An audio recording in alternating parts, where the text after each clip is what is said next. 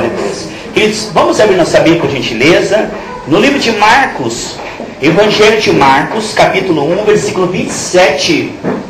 Marcos, capítulo 1, versículo 27. Glória a Deus pela sua vida, pelos visitantes, né, amados? Como Deus tem sido bom para nós, trazendo sempre pessoas para nos ajudar, orar por nós, e amigos verdadeiros que estão orando em casa também por nós, porque nós precisamos da oração dos irmãos, viu? Marcos capítulo 1, versículo 27 diz assim: E todos se admiraram, a ponto de perguntarem entre si, dizendo: Que é isto?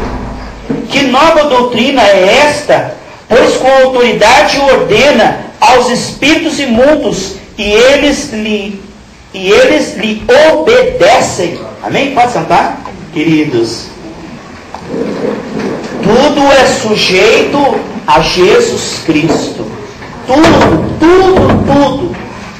A Bíblia diz em Mateus 28, 18: todo o poder me foi dado no céu e na terra. Sabia que tudo está sujeito a Jesus Cristo? Se o cara for dar um tiro da arma, aquela arma é sujeita a Jesus Cristo. Só vai sair a bala se Jesus permitir. Senão não sai. A gente pensa assim, no céu Deus tem todo o poder, mas na terra está tudo assim ao acaso. Pode acontecer de vir uma peste assim e pegar em todo mundo. Não é verdade, irmãos. Nós estamos sujeitos àqueles que estão cobertos com o sangue de Jesus. Só acontece na vida deles aquilo que Deus permite. Você entende como é? Nós não estamos sujeitos ao diabo, nós não estamos sujeitos a nada que é do diabo. Nós estamos sujeitos a Jesus Cristo e à vontade de Jesus Cristo. Nós somos separados pelo sangue. Você crê nisso, amado? A praga podia tocar em tudo, mas aonde houvesse aplicado o sangue de Jesus, ali a praga não podia. Portanto, há uma diferença entre aquele que é de Deus e aquele que não é. Não pense assim, nós somos cristãos, mas estamos sujeitos a todos. Não estamos, biblicamente, isso não é verdade.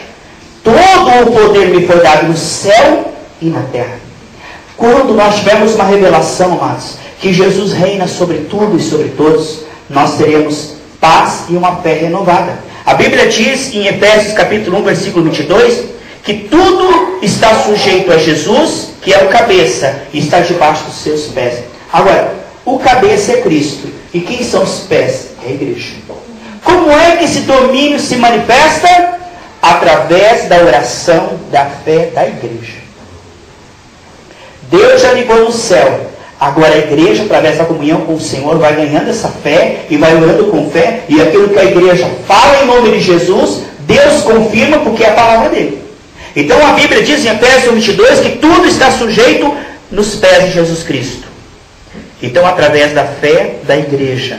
Agora, existem certos empecilhos para que a igreja não tenha fé. Nós vamos falar sobre como vitaminar a nossa fé e como ter uma fé mais fortalecida, porque muitas vezes a nossa fé é tímida, porque ela é cheia de preconceitos e de fermento. O inimigo mina a fé das pessoas e nós vamos hoje destruir fortalezas. Você crê?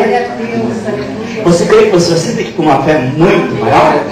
Nós vamos falar sobre isso, amados. É importante nós compreendermos que os demônios eles se sujeitam ao nome de Jesus. Toda vez que Jesus orava, os espíritos imundos se sujeitavam. Por quê? Por que os espíritos imundos se sujeitam? Porque Jesus ele é Senhor acima de anjos, acima de demônios, acima de qualquer outra coisa. Jesus ele reina e reina sobre todos. Ele é o rei dos reis. E nós temos que compreender que o domínio dele não é um domínio fraco, limitado, parcial. É um domínio total.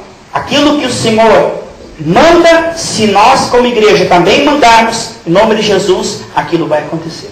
Quando Deus falava, e o profeta que estava andando com Deus, no temor do Senhor, como Moisés, como Josué, Davi, tudo que eles falavam, que Deus falava com eles, e eles falavam, acontecia. Você crê nisso, amados? Precisamos ser uma fé verdadeira. Nós precisamos compreender, amados, que muitas vezes a nossa fé não cresce, porque nós não estamos sabendo como crescer na fé pela graça. A única maneira da nossa fé crescer é pela graça. O inimigo, ele tenta frear a vida do cristão através da mentira. O diabo, ele cria fortalezas. A Bíblia diz em 2 Coríntios capítulo 10, 1 ao 5, que existem fortalezas na mente das pessoas, que somente com armas espirituais elas podem ser quebradas.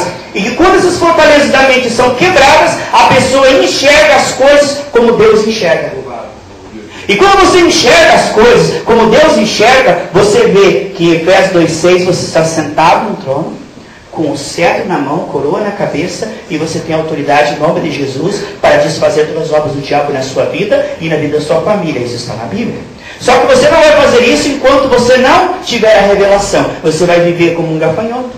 O povo de Deus, eles eram príncipes. Deus os via como príncipes, mas eles no deserto diziam assim: nós somos como gafanhotos. Eles viam-se como gafanhotos.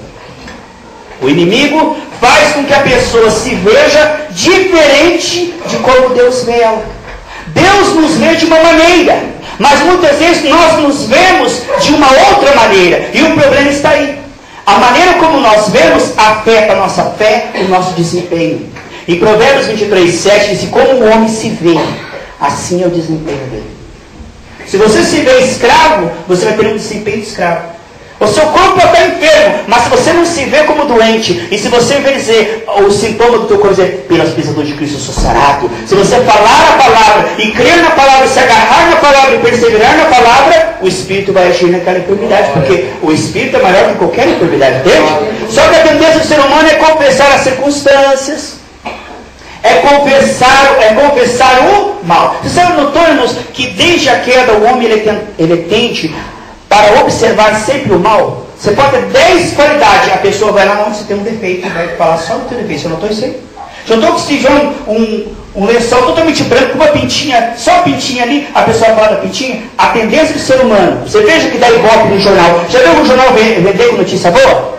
Só vê jornal, revista, só faz sensacionalista se tiver notícia ruim. O mundo, ele está voltado para o mal. Ele é sensibilizado pelo mal, ele se emociona com o mal, ele pensa no mal, ele fala o mal, ele vê o mal, ele espera o mal. Mas na igreja, a renovação da mente, para que nós venhamos a pensar como Deus pensa. Meu Deus, como é preciosa essa palavra. Nós precisamos da renovação da nossa mente, mais do que tudo, diz Romanos 12:2. A Bíblia diz, amados, que em 1 Pedro 2:2, que assim como um bebê recém-nascido geme pelo leite, nós precisamos gemer pelo ensino da palavra de Deus. A coisa que mais nós precisamos na nossa vida é a renovação da nossa mente, porque a queda trouxe um problema. Quando Adão pecou, Satanás disse assim: se você comer do fruto da árvore do conhecimento do bem e do mal, você vai ficar inteligente, teus olhos vão ficar abertos. Sabe o que aconteceu? O contrário. Os olhos espirituais de Adão se fecharam, eles não percebem mais a grandeza de Deus, ele não percebe mais o amor de Deus, ele não percebe mais a palavra de Deus. Você entende que é morte espiritual? Agora, a renovação da mente é abrir novamente os nossos olhos para que nós conseguimos ver o que Deus está vendo, porque Deus te vê vencendo, Deus te vê você prevalecendo. E fechou-se os olhos do Espírito, os ouvidos do Espírito da pessoa. E o que acontece, amados? Somente a palavra tem o poder de abrir os olhos espirituais, os ouvidos espirituais da pessoa, para que ela volte à lucidez. Essas são armas espirituais eficazes. Quando a palavra de Deus é pregada, você fica aí no banco: Senhor, abre meu entendimento, Senhor, muda meu coração, Senhor, me ajuda a prestar atenção, eu estou distraído, eu estou com fome, eu estou cansado da vida, Senhor, me ajude a conseguir entender essa palavra. Se você começar a orar enquanto eu estou pregando, você vira uma terra boa, você vai entender, você vai praticar, você vai ganhar essa palavra. Porque são muitas lutas. Primeira luta que o diabo perdeu, porque ele queria que você não viesse, e ele perdeu, você veio. Agora a segunda é que você não escute, não entenda e não pratique essa palavra.